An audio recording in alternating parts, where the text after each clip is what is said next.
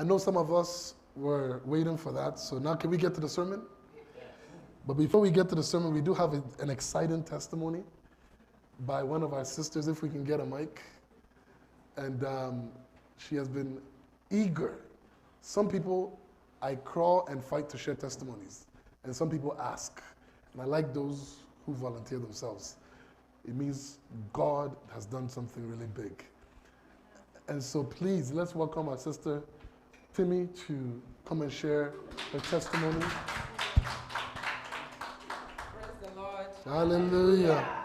I will start by saying a short song. Congratulations to the glory of God. Congratulations, He has done it for me. And I will sing a new song to say, my God is good. Oh, congratulations. God is good. Hallelujah. So, for me, this is not just a testimony. Sister Bev knows about my testimony. I was able to buy a house. She knew about it, that I was looking, but it's been a long time coming.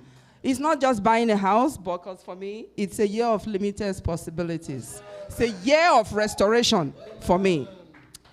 I was telling Pastor about it a little bit. I've been down in the valley for the past 7 years, restoring my credit, because so many things happened from a failed relationship or whatever. But if I knew what I know now with financial literacy, I would have done it better, because I just gave up my house to the bank. And I had to declare bankruptcy, And man, was it rough? Very rough, with 2 children, all on my own.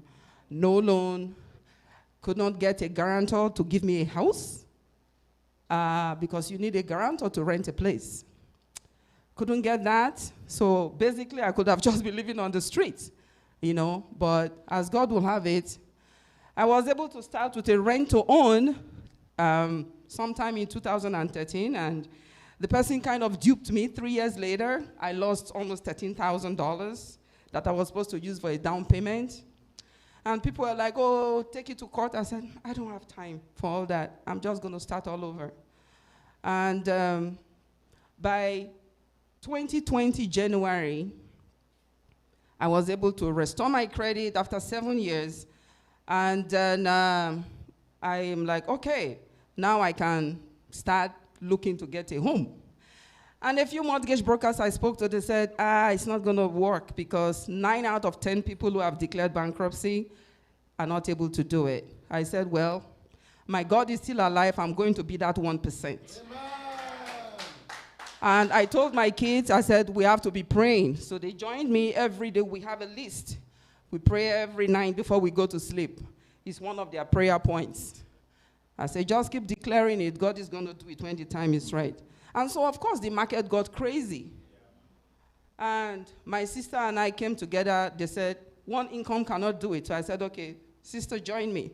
Let's do this together. We tried.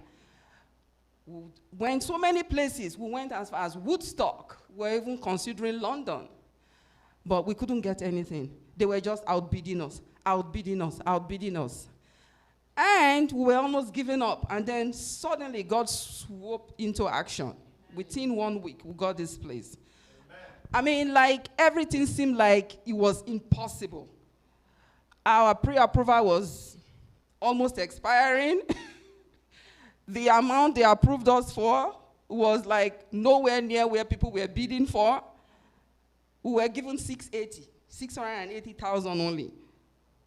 And I just told her, I said, you know what, maybe this is not the right time. Let's wait 2 more years or so. And God used an old friend of mine, a friend that I met from church from a previous place. We've kept in touch, and she's a very, very beautiful sister.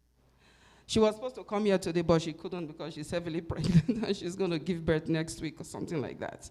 So anyway, she said, my friend down the road is selling a house, but she put it up for $699, and they didn't get anybody. Nobody bidded for the house. I said, we're not going to make it. Forget it. 2 weeks later, she came back. She goes, they dropped it to $5.99. Go take a look. I said, yeah, but when people start bidding, they go up to $7.50, whatever. In Cambridge, it's not going to work. She said, go. So I said, okay, if you say so, I'm going to go. So we went, and I said, yeah, I like it. But, she says, put an offer. She called me the next morning. Have you called your agent? Have you called your realtor? Go put an offer. I said, okay, we'll put an offer. Put in everything that you have. If you don't make it, I will back you up. I will give you the balance. I'm like, really? She says, yeah, I will give you on loan. So we did put it for $680. It didn't work. She says she wanted $700. She says, okay, I will give you $20,000. I said, I don't really want a loan. I want the bank to give me her money. So we put it in prayer. So from the $680 they approved her, they jumped it up to $700, and finally we got it. And guess what? We were the only ones that bidded for that house. We're the only ones. Nobody else. They waited 1 week, 2 weeks, nothing was coming. And she goes, just put 1,000 on top. And I said, nope. My friend goes, give them the 1,000. I don't want you to lose this house. And that was how we did it. Within 1 week, it's like a dream. I got the keys. So I just want to give all the glory to God, because this is restoration for me. It's year of limited opportunities, and I know more is coming. More is coming. Hallelujah. It is indeed the year of limitless possibilities. And if you're not tapping in, you better tap in now. You better tap in now, because what God is doing for his people is like never before. Yes, please. It's like never before. So thank you for sharing that, because we know God is doing it. You gave me the leeway to go into my message so beautifully. So let us pray. Father, we thank you. We ask that your word will come forth, and your word will bring life. Your word will open our eyes, our understanding, that we will hear you clearly on your way. In Jesus' name, amen. They say that the main thing a woman wants in a relationship is security. Oh, somebody said it's true. Hallelujah. The main thing, of course, my topic is behind the scenes. And the main thing a man wants is chicken and fried rice. I mean, kids might be listening, so you have to read between the lines. You didn't catch it. Say chicken and fried rice, but in chicken, there's different type of chicken. Oh, you didn't catch it. Let me move on.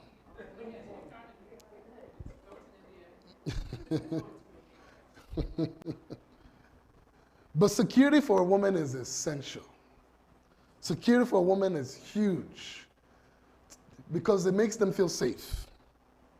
If a woman does not feel safe, they will not remain most likely in that relationship.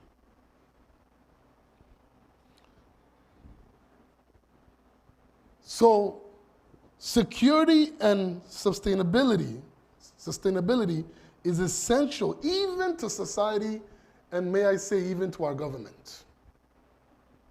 They spend how many billions of dollars on security alone? Some will even say trillions. Think about this. If you have a Facebook, are we following? If you have a Facebook, an Instagram, to those who do TikTok and other social media handles, or even an email account, a bank account, for each one of you, you probably have a passcode or some type of pass access. Whether it's the thumb, some go, I don't go that far, I can't do the thumb. I don't trust people when it comes to the thumb. Some do the thumb, but somebody can just do mark and then use the thumb. But if that's you, that's you. But the point is, you have a passcode, right? I used to go to the gym. Now, clearly you can tell by the basketball and soccer performance that that I don't go to the gym like I should. Anyone that knows me knows that I'm not a gym person. In the past, when I used to go for, let's say, 1 hour, let's use the time 1 hour, I will use the treadmill for about 15 minutes, and then for about 45 minutes, I'm in a massage chair. Don't judge me, though. That's the only reason why I'll go, because I knew, and I'll always pick a gym that has the massage. I will not pick a gym without a massage. Because if I go there, I just feel good being there, yet alone work out.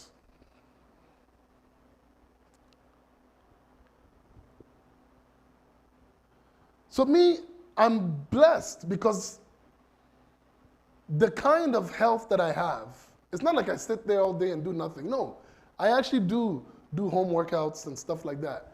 Enough to keep my heart pumping, enough to keep my muscles intact and all that. Pastor C will be the first to tell you. Every day I run the stairs, I drink ginger shots and lemon juice, and I take my zinc and I take my vitamin D, and I stretch for at least 30 to 40 minutes a day. So I may not go to the gym, but I am well off healthy in terms of I won't die because I don't move. You know, that's what the pandemic did for most people. They got so used to being at home, they forgot that when they were going to work back and forth, they had to walk, so they had some form of exercise. But when they had to stay home, they all gained at least 30 pounds. And some are working super hard to get rid of it. You should have came to basketball yesterday. It would have helped you. So me, I am blessed to have a healthy body. And so when you go to the gym, think about it. For me, the body that I have, let's say, is because of my genes. For those who have seen my dad, he doesn't look his age. Almost 70. And he looks like he's 50. And fortunate for me, I am my dad's exact imprint. And so, if not for the genes, I can promise you, you would have seen me in the Olympics for sumo wrestling. Because I easily can gain, and it's harder to lose. I can gain muscle, I can gain fat. So, but when you go to the gym, have you noticed that, especially for those who have specific items they bring, you would have to use a locker to lock your items, right? Why? Because you don't trust strangers to somehow not open the locker, and out of how many hundreds of people that pass through the gym while you're there, to not touch your item. Even if they look like they like you, they may end up being curious because they don't know you and you have nice items in your locker. And in the change room, they don't have cameras. So you need a what? A locker. Because there are thieves even in the gym. As we say in Africa, armed robbers. So I'm sure you don't trust strangers. We just heard the testimony of someone who says they just owned a house. So that's why I say your testimony fitted perfectly. They just bought a house after years of restoration. Some of us live in a house, whether bought, rented an apartment, whether rented condo, whether bought, rented, and we all own a key with it, don't we? Or a car, we have a key. Is there a car, even if it's digital, without a key? Every car has a key, whether it's the new version where you press, or it's the old school version where you put it in and turn. There is no car, no house without a way to access it securely. Society is paranoid based on these things. With danger, with fear. Everyone wants security for their lives. Especially during this pandemic, we saw it. Everybody went crazy. People wouldn't even allow people to come to their house. I was shocked. I asked somebody one time, can we come and visit you? And he said to me, oh, you want to come to my house? I said, I didn't know it was a weird question. In my head, see me, I've been living COVID-free since COVID started. Of course, for the sake of others, I've been conscious with wisdom on how to operate around others. But for me, if you watch me carefully, you notice that I don't operate the way the world is fearing. Anybody will tell you, whether you come with 5 masks or not, I won't hound you and tell you to put on a mask. If you are boosted or no boost, I won't hound you. As long as you are comfortable, the key is to come into God's house. As the song said, in my Father's house, there's a place, what? For me.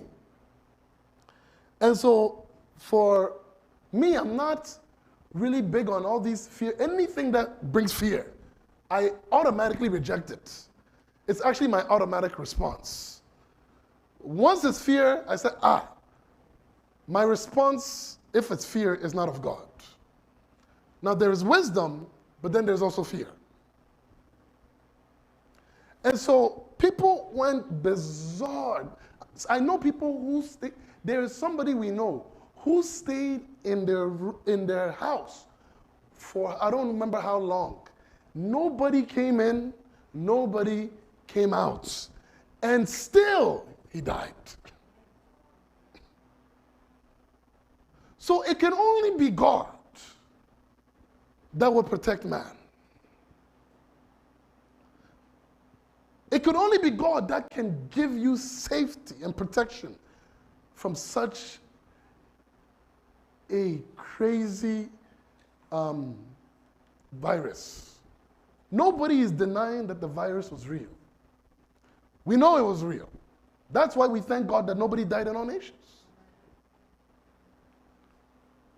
But fear can give access to sickness, to demonic spirits.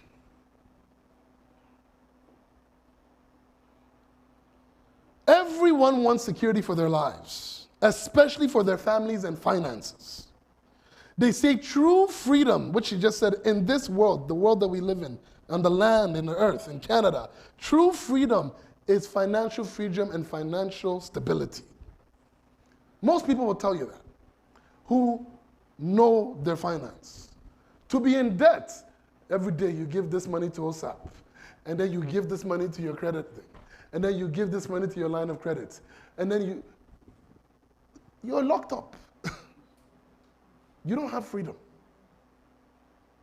You're not able to create residual income. You're not able to create any cash flow, nothing. Because you owe everybody, and then by the time you finish owing rent or mortgage,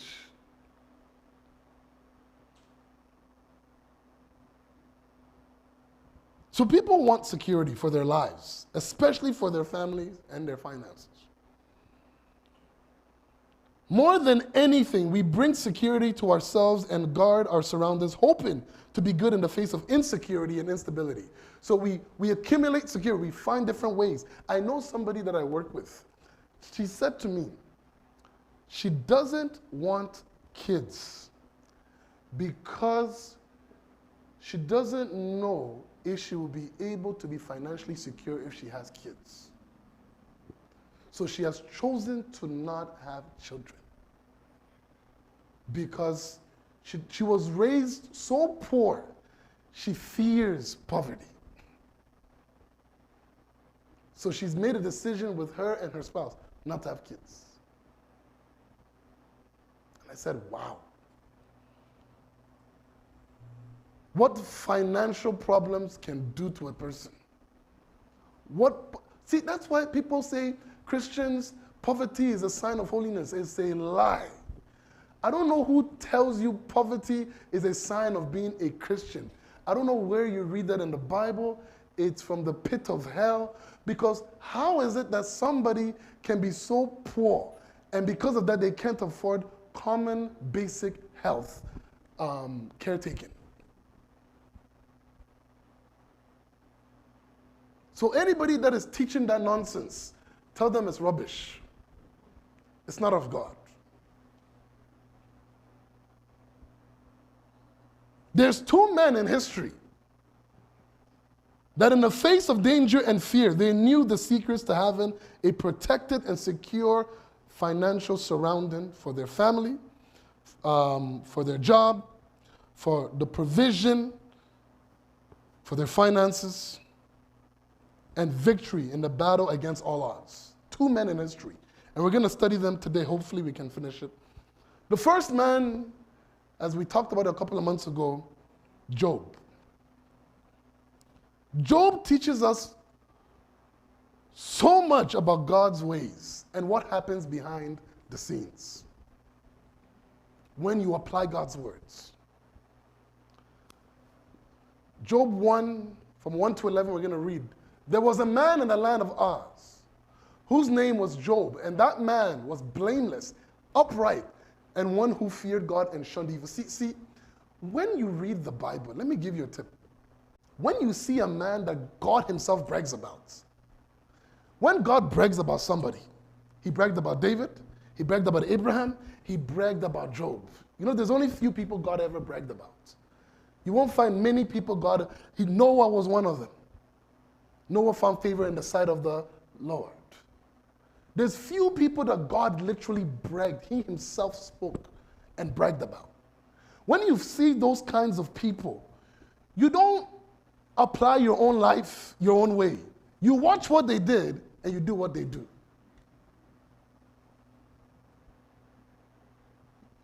Because what you're doing may not be working. So you can't stick in your own ways and hope things will change. And 7 sons and 3 daughters were born to him. Also, his possessions were 7,000 sheep, 3,000 camels, 500 yoke of oxen, 500 female donkeys, and a very large household, so that this man was the greatest of all the people of the East. There's another version, I believe King James, that will say he is the wealthiest or the richest man in the East. So right there and there, it debunks the idea that a believer should be poor, because Job was a millionaire, a multi-millionaire. And he did good with his money. And his sons will go and feast in their houses, each on his appointed day, and will send an invite, and will send and invite, go back, and will send and invite their 3 sisters to eat and drink with them. So they would have feasts. So it was when the days of the feasting had run their course that Job was sent and sanctify them, and he will rise early in the morning. What did he do? Rise early in the morning and offer burnt offerings according to the number of them all. So in other words, every day when they would have that party gathering, he would take a bunch of the healthiest animals for each one. And we'll find out how much each one is worth. I'll break it down. And for all his children, he will give an offering for.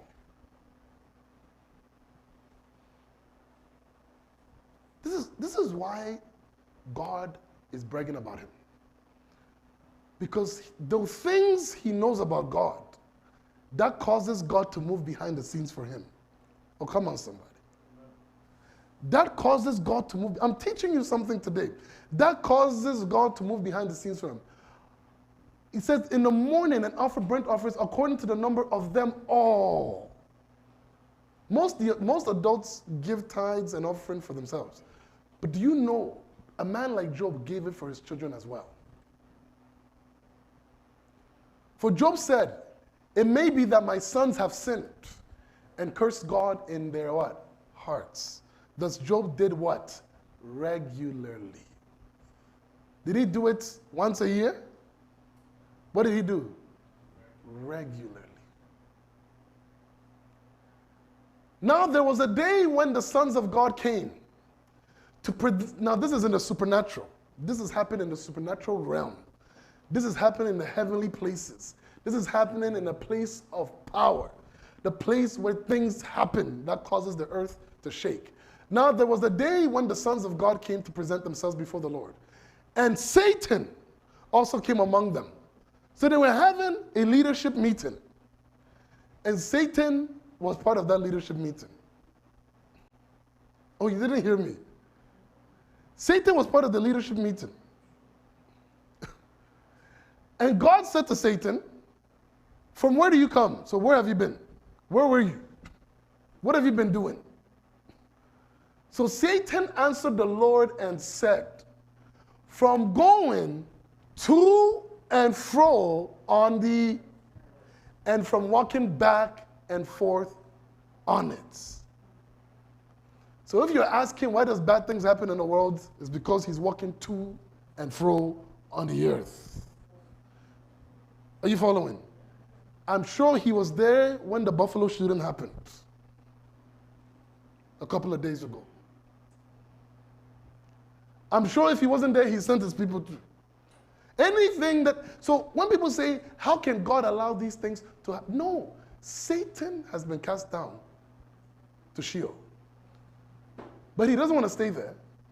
So he's about to and fro on the earth. Doing what? Causing havoc to anybody he can get access to. He doesn't have access to everybody. He only has access to those who have given him access. And we'll tell you how you give him access and how you don't. Have you considered my servant Job, that there is none like him on the earth? So he's bragging about this man before Satan. A blameless and upright man. Think about it. God is saying, have you considered? For him to suggest he's blameless, that means he lives his life right the way God desires him to live it. When God can brag about that and say you are blameless, not you say you're blameless, but he says you're blameless, it means God himself is pleased with how he operates. Are you following? A blameless man, an upright man, one who fears God and shuns evil. So Satan answered the Lord and said, does Job fear God for nothing? Have you not made a hedge around him, around his household, and around all he has on every side? Think about it. Have you not made a hedge around his household and around all that he has on every single side? So Job's possessions are protected. Everything he owns, everybody he loves is protected. The devil has tried and tried and tried and tried and tried to access him, to cause health problems, to cause car problems, to cause whatever problems. He has tried and tried he has tried everything, and he can't get access. He's protected on every side. The man has the highest security system in those days. Top CIA, FBI, what do you call those guys with the hats in Canada? What do you call them? RCMP. I don't know why they wear those hats. How can we take you seriously when you wear those hats? Yet they're considered our CIA, right? Or the FBI, I don't know. Apparently they're the top, though. They're really, really good at what they do. But I just can't take them seriously when I see them. So this guy is security. I mean, line upon line, edge upon edge. Nobody, his children go out, they're protected. His wife goes out, she's protected. God would never put her in the wrong place at the wrong time to cause havoc for her and for his household. The man is protected. Everything he's owned is protected. It says you have blessed the work of his hands, so that even on the business side of what he does, he is blessed. And his possessions have increased in the land. So that means the man's cash flow increases and increases and increases and increases. His property, his net worth increases and increases. The man is stupendously wealthy.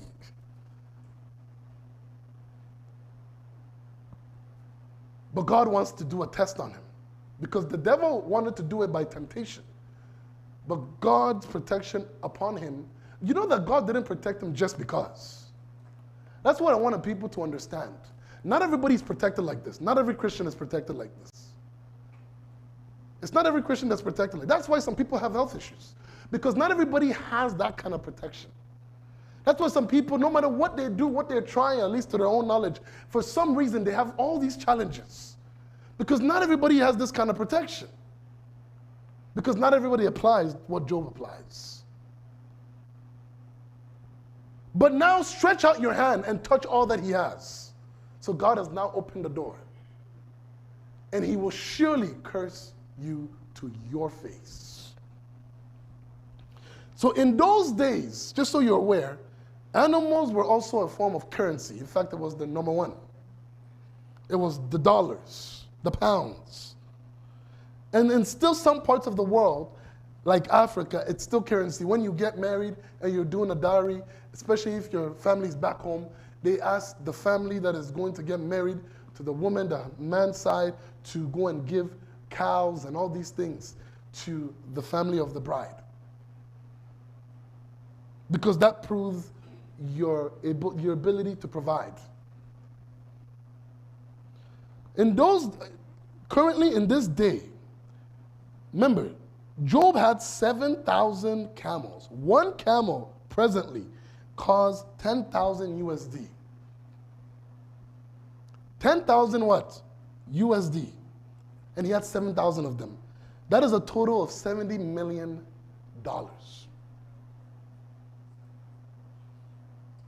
10,000 USD for one camel, and he had 7,000 of them. That's $70 million. Now you're looking at him and you're wondering, but he's rich. No, the Bible doesn't say he is rich. The Bible says, remember, if you read it carefully, it says, and his things kept on increasing. Meaning he started this when he had nothing. And God blessed him as he applied the principles of God. A lamb, because he had 3,000 sheep, right? A lamb may cost up to $500 USD per one. That's 1.5 million that he had out of the 3,000. 1.5 million. An oxen may cost up to $2,000 to $5,000 US dollars today, which he had 500 of them, which is, at this present age, the total of $2.5 million. So the man was a stupendously rich person. He had female donkeys, and you know they reproduce, right? Female donkeys cost, right now, anywhere between 1,500 to 2,000 USD, and he had 500 of them, which can approximately be $1 million as a total net worth of his. Altogether, Job in this present age will be worth, or in those present age was worth, if you counted in our currency, a total of 75 million. This doesn't even include what his land and property was worth, or how much he accumulated per year. This was just in that very moment. Before he died, I'm sure he was wealthier than that. So Job was well off. God really provided wealth for him. God really created wealth for him. If we look at Deuteronomy chapter 8, verse 18, this is what people have to acknowledge for sure. It says here, and you shall remember the Lord your God, for it is he who gives you power to get wealth. You won't have a single dollar in your bank account if it's not for God who gives you the strength to work and to have business ideas. So you owe him everything. I owe him everything. He gives you the power. You can't wake up and say, it is me that gives me the ability to do that. People brag about those things. But to the Christian, you must acknowledge that it is he who gives you the power to get wealth. It is him that gives you the grace and the strength to get up every day to succeed in the business or the job that you have, or the schooling that you were able to go to. He gives you the power to make wealth. You don't give yourself the power to make wealth. It is him.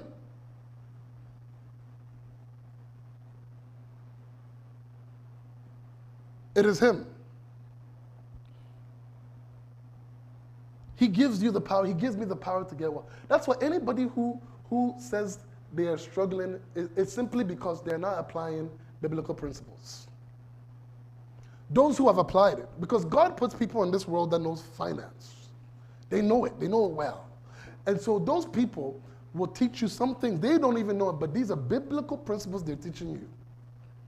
Most of these financial stuff that people teach you are in the Bible.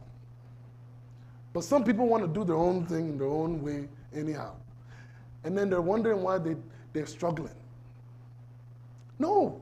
Listen to God, like Job did, and you will increasingly grow and grow more in your wealth status.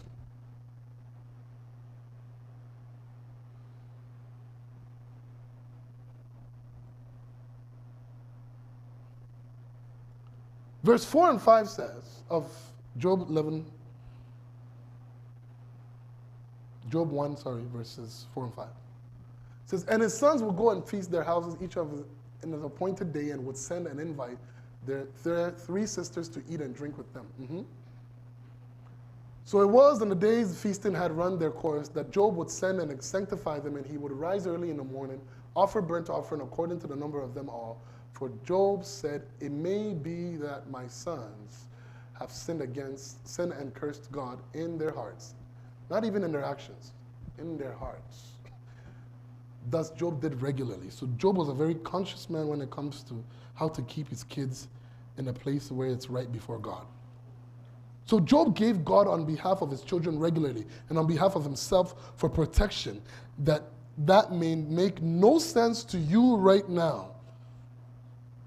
But that was currency to God for the protection of his household. You want protection? Your giving to God is the number one way God does it. I'm not telling you no lie. This is a fact. I remember I had gone somewhere a couple of weeks ago, London. And this is interesting. Pastor C had a dream. Daniela was a little scared because Papa wasn't there. So she ran to our room, to go and sleep there and say, oh, I'm scared, Papa's not here. Yet she sleeps on her own all the time. But because I'm not there, she was a little nervous. And so, as Pastor Sleep was sleeping, she had a dream. And the dream, and for those who know where we live, it can be very interesting, easily at any time, where it's not too far from a grocery store, so lots of people come through that area. Crazy people too. And so, in the dream, because initially she was hearing some rumblings, and she didn't know if there was people outside of the house and all that. She didn't text me or call me, but then when she slept, God spoke to her in the dream. And in the dream, check this out. Chairman came to knock on the door.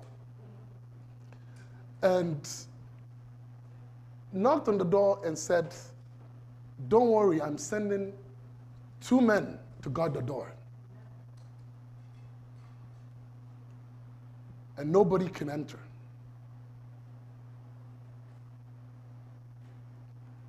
You may see it as chairman,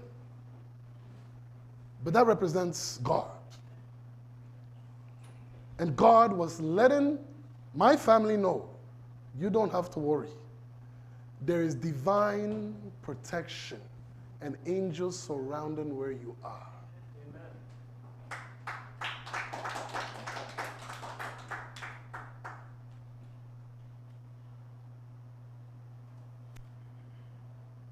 So how does giving bring protection and security and increase? Who believes that God keeps his promise? Anybody? But did you know that each promise or covenant comes with a condition? Did you know that? We always say, remember the promise of God, claim the promise of God, but each one, almost all, has a condition to it where you have a part to play. There's something you also have to do first. Meaning there is a level of obedience that is required from all of us for that covenant to flow or that promise to be fulfilled. Let's look at Malachi chapter 3, verse 8 to 11. And then we will connect why God did what he did for Job, or in my story, what he's doing for my family. And many of you have experienced this. Will a man rob God? Yeah, you have robbed me. But you say, in what way have we robbed you? In tithes and offerings. So think about this. God approaches Israel and says, there's people in this place who have not been paying their tithes. Many people say God will understand. And that's what people don't read the Bible. They don't read the Bible, so they don't know. God does not understand. He has a covenant that he's made. And he has told us, by virtue of duty, we have to pay our tithes. You following? And so he says some people were not paying their tithes. And now he's approaching them. And he's saying, you have not been paying your tithe, so you're robbing me. And then he lays out some serious matters. He says, you're cursed with a curse, dangerous, for you have robbed me. Even this whole nation has robbed me. Think about that. So now he brings back what he has told them in the beginning. Bring all the tithes into what? The storehouse, that there may be food in my house. Where is his house? The church.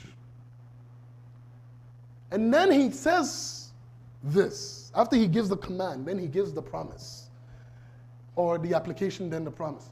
He says, now try me now in this, says the Lord of hosts, if I will not open for you, for who?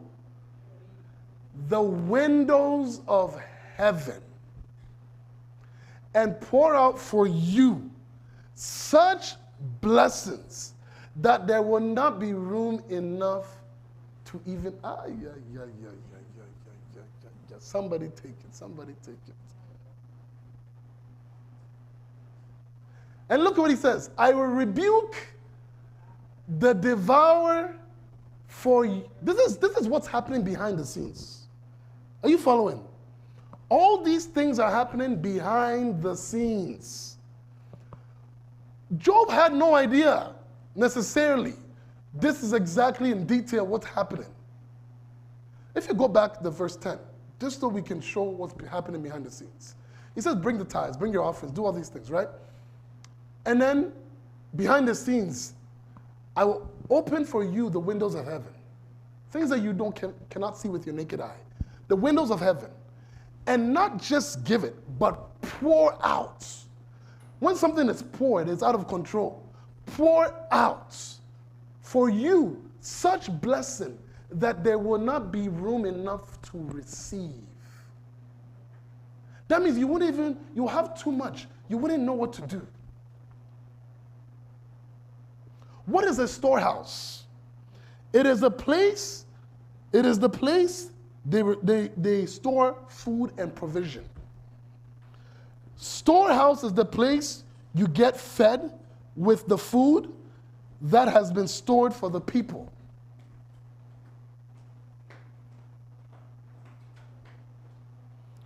So with this, it's talking about where you get your spiritual food.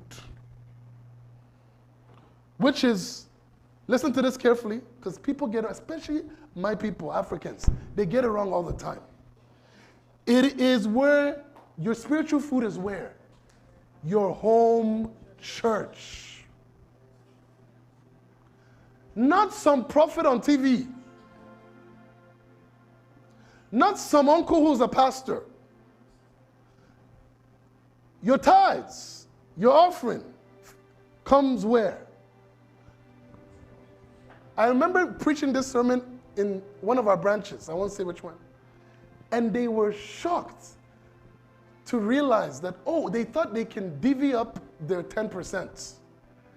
They thought they can give 2% to a Christian organization, and then 2% to somebody on TV, and then another 2% to somebody who they know as a pastor, and then give some to the church, and then they include that as the whole 10%, which the Bible gives no direction on. The Bible says, go into that storehouse, the place where you get spiritually fed. Somebody gives to the pastor who's on TV, who does not know your craziness, know your problem, who doesn't know the problems that are happening in your life. And all we do is tap into their prayer, but when it comes time for situation on ground, they can't help you. Who are you going to call? Your own pastor, your own leadership. True? Oh, are we here? Your storehouse is the place you grow spiritually and the place you get wisdom and knowledge through counsel to keep walking strong in the Lord. So your church, your home church, if Whole Nations Full Gospel Church Cambridge is your home church, this is where you give all, at minimum, your 10%. So your church is your storehouse. It's unbiblical to be given your tithes to someone somewhere who doesn't have the onus and responsibility to care for your soul. You know, God hasn't given that person on TV the responsibility to care for your soul. The Bible says that listen to your spiritual leaders. Why? Because they will give an account for what?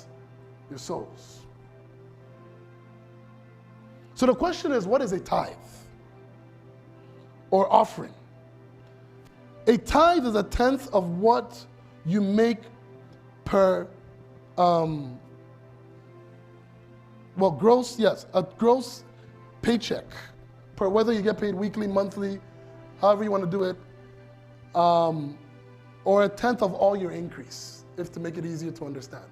So if you own a business, you work a job, all of it must be tithed on gross-wise. Your gross income, any type of income that you get. Money gifts. People give me money gifts all the time. And the moment I get it, immediately, because it's sometimes cash or e-transfer, I immediately calculate and then push pay. I never want to be in the position where I rob God. Me, I fear God though. I fear him seriously.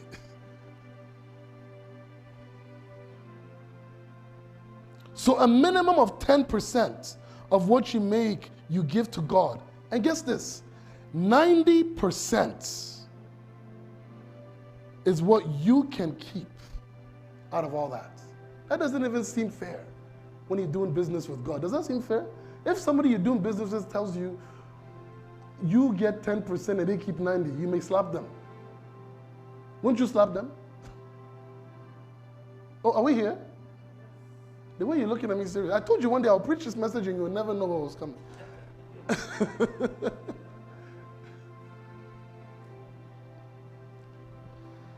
Research shows that most people can live with their income household or their income. Most people can live off of 80% of their income. They don't need 100% to live. And I'm talking about comfortably, without struggle. In financial corners, they teach you this. pay yourself first, 10%, and then save a certain portion and all that, right? And then invest this and life insurance that and all these things. I always teach people, pay God first, pay yourself second, and then the 80%, you do what you want with it. Are you following? Because I want you to know why you pay your tithes and what happens for you when you're paying your tithes.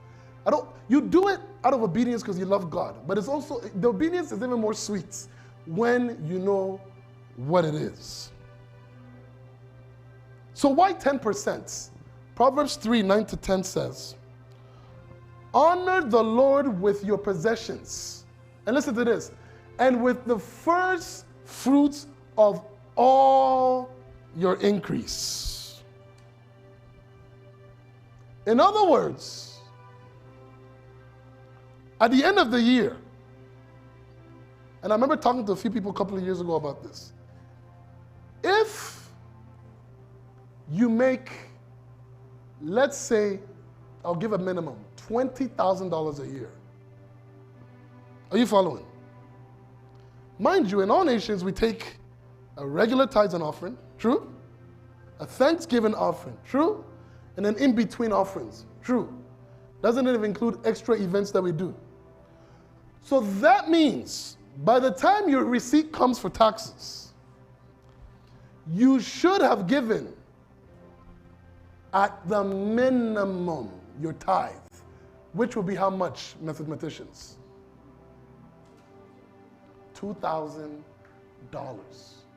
So if you make 20 grand and you have given $400, you have robbed God.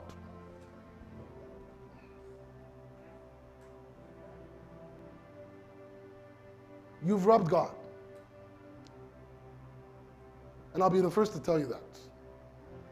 And you shouldn't be happy about it. Because God himself wasn't happy about it. Think about it. The automatic response of God to Israel was, if you don't do it quickly, you're about to be cursed. He says, all your first fruits. And it's not even the latter 10%. Oh.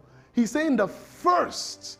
So you get a paycheck, you don't go and say my rent, my this, that, my restaurant eating out, and all that stuff. The first thing you do is calculate that thing quickly and send it off to PushPay and Interact as soon as possible. Are you following? Oh, are we here? Yes, sir.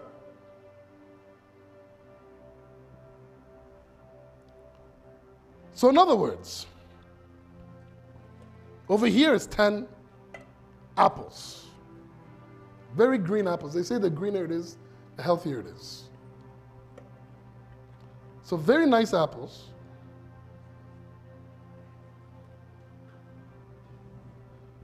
There's 10 in here. God says, take this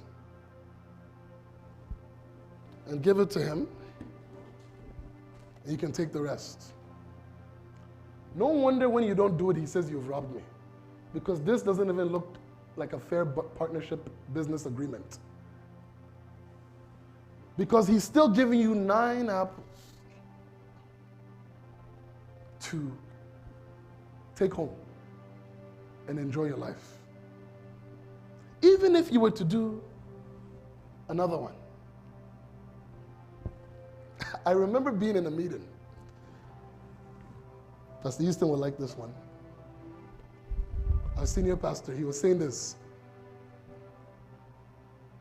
Because we get to see people's giving, the pastor. So he goes, some of you are rejoicing that you made your 10%. But in all nations, we also give Thanksgiving offerings. So if you made $10,000 in a year, and you gave $1,000, you shouldn't be rejoicing. That means you've met the bare minimum. That actually means you probably didn't give any Thanksgiving offerings.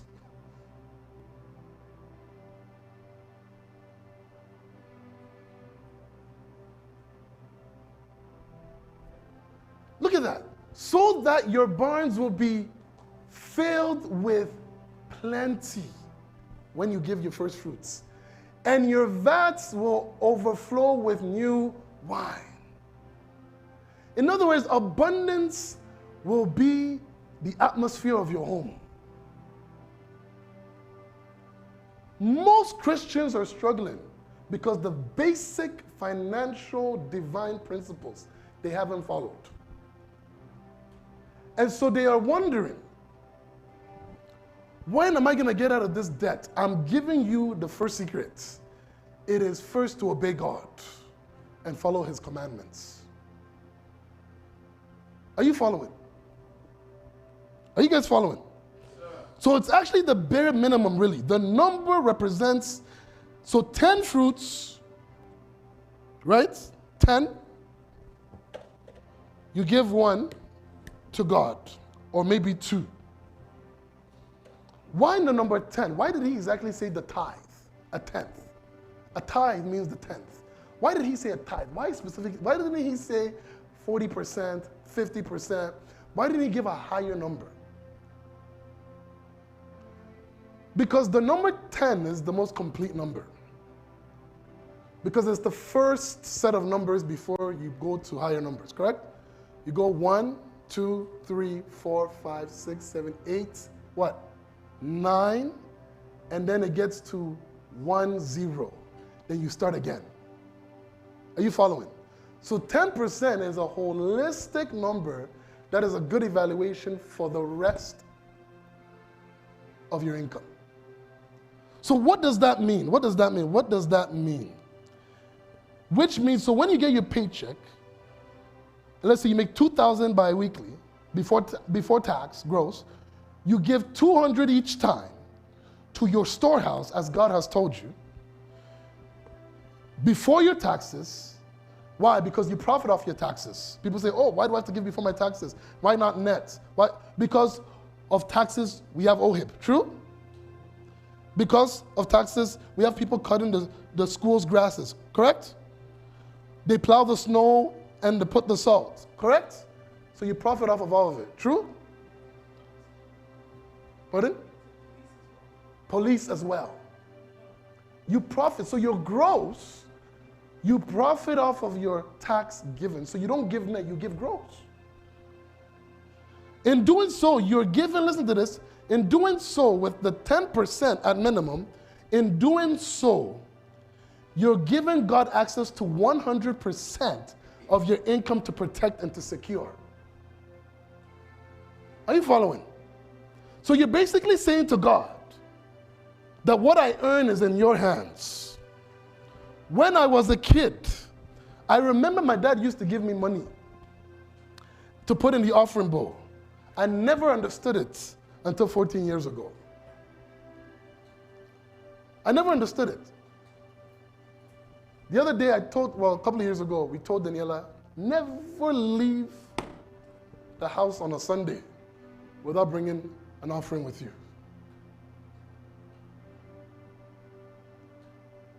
So one day she came, she tested my grace ability. She came and she went into a piggy bank and she found a $100 bill. I said, Jesus, I didn't ask you to bring a $100 bill. And I said, you want to give this one? Because I took out $5 for her. She said, no, this one I want to give. And I said, why this one? Because this is the bigger number. And I said, so why do you want to give the bigger number? Because God deserves the biggest. I said, if you're going to say that, then I can't argue. Please, go ahead. She came and she gave it in the offering bowl, put her name and everything in it.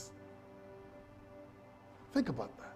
If you give me 5 minutes, because I have to finish another, but I want to carry this point. Malachi 3:11 says this, and I will rebuke the devourer for your sakes. This is what's been happening behind the scenes. In other words, look at this. So that he will not destroy the fruit of your ground. So in other words, you will be able to accumulate and not lose. You'll be able to have a job, promotions. Nor shall the vine fail to bear fruit for you in the fields.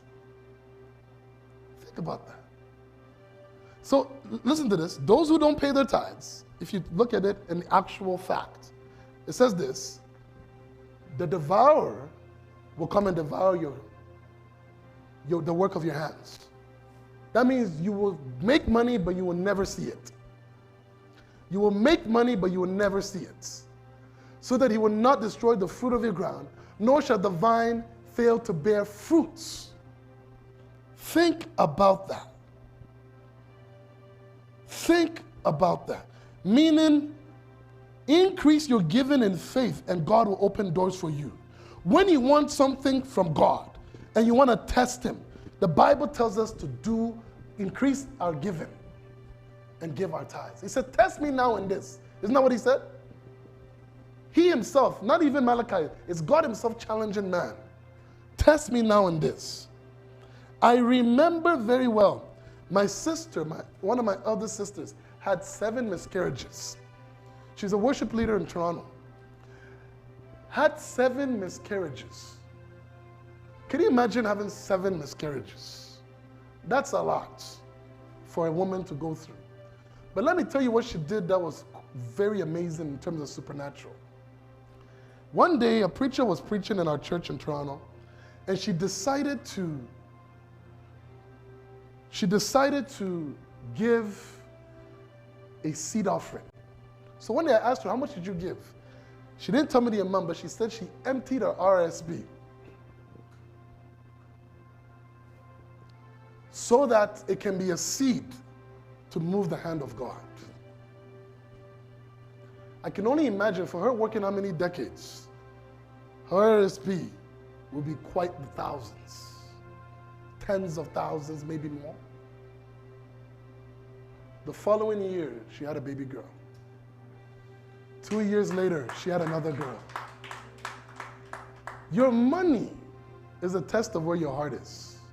So when God says give, out of the 20,000 you make a year, give 2,000 at minimum, and you give 400, it tells him that your heart is not for him. Because money is a great tester of people's characters. It's important to you, so it's important to God. Don't let the devil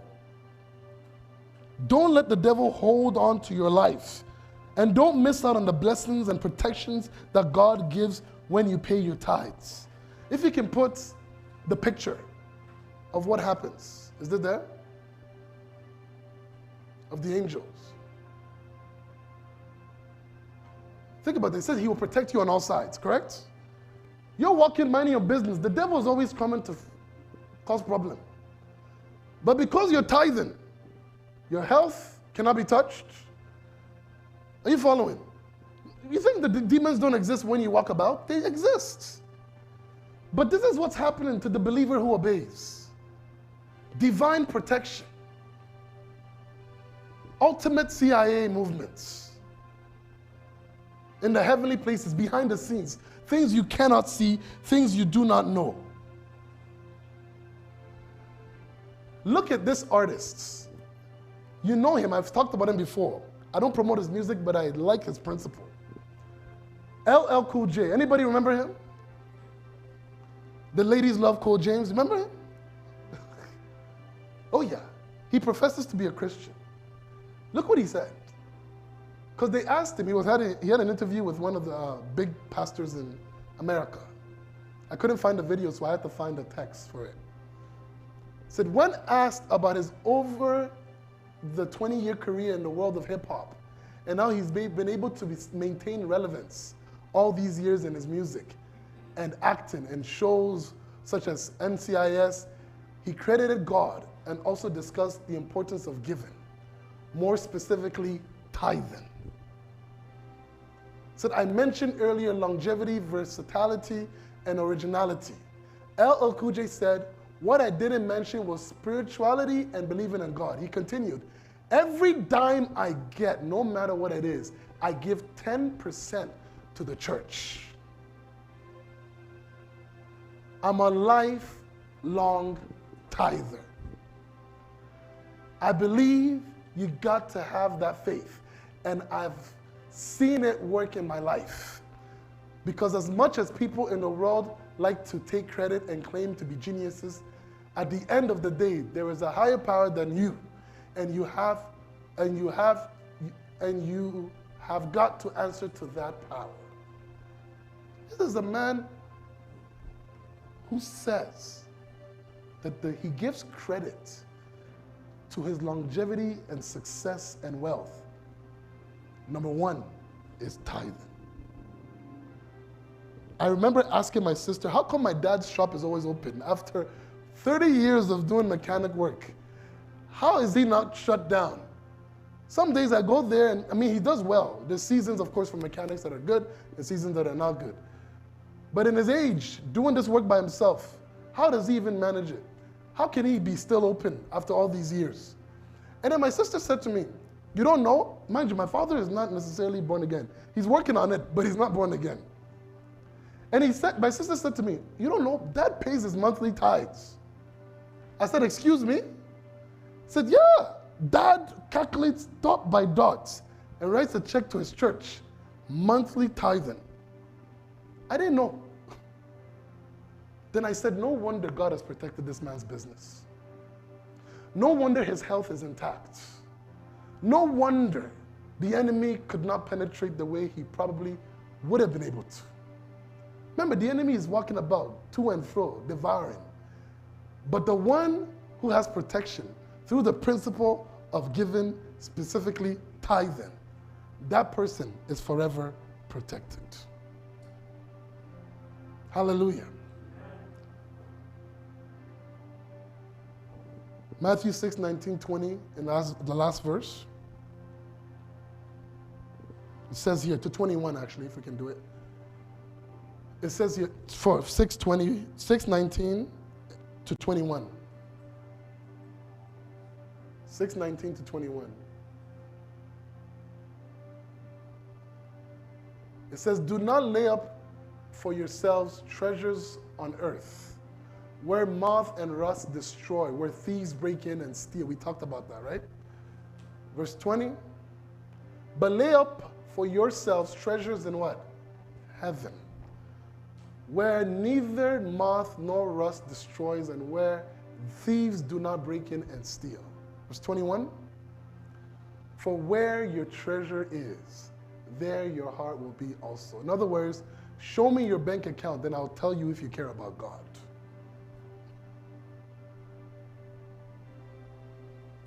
Your goal for the year, and I'll give you a goal for those who've been challenged, is this. By the end of the year, in fact, you can start from last year.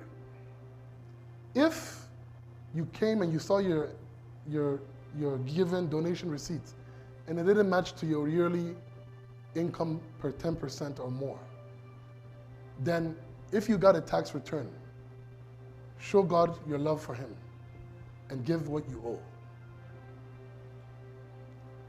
But if you've been doing good, or this year you're going to do better,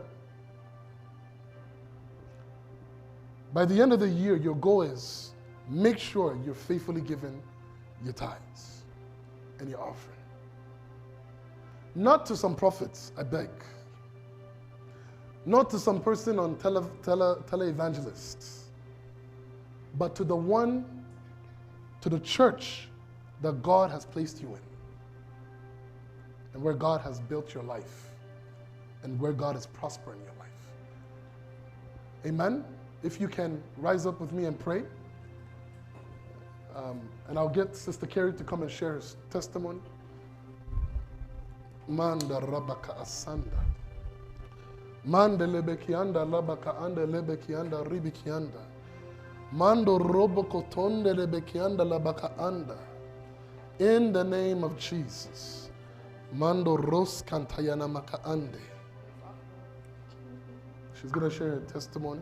She has a beautiful testimony from years ago.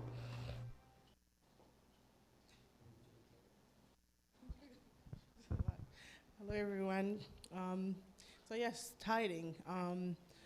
Before I came to All Nations, I used to tithe in the church when I gave my life to Christ when I was in my early 20s, and then I stopped. when I went to another church, and just as Pastor Nana said, my tithing was 1% here. Like, did I tell you that? 1% there. I thought that's a 10%. And when I came to All Nations, Pastor Nana and I were fighting. Like, literally, I remember where I was when we were having this conversation, and I talked about starting to tithe. So, because I had that idea, we had a lot of conversations about pastors and giving. We talked, and then he said, okay, Carrie, try God. And I said, okay, I'll start giving 10% and to All Nations, because I came in a time when it was needed, and I was getting fed because God told me to find a new church, and I found this church, and I was growing. So now I couldn't be breaking up the 10% anymore, so I had to put it here. So so I came, started giving my 10, and then when I went to the leaders retreat a few years back, and senior pastor was giving his word about Abraham, it was all about Abraham, and Abraham giving a tithe, and one of the first, that's one of the biggest examples that and it God spoke to me there and then, start giving on your gross.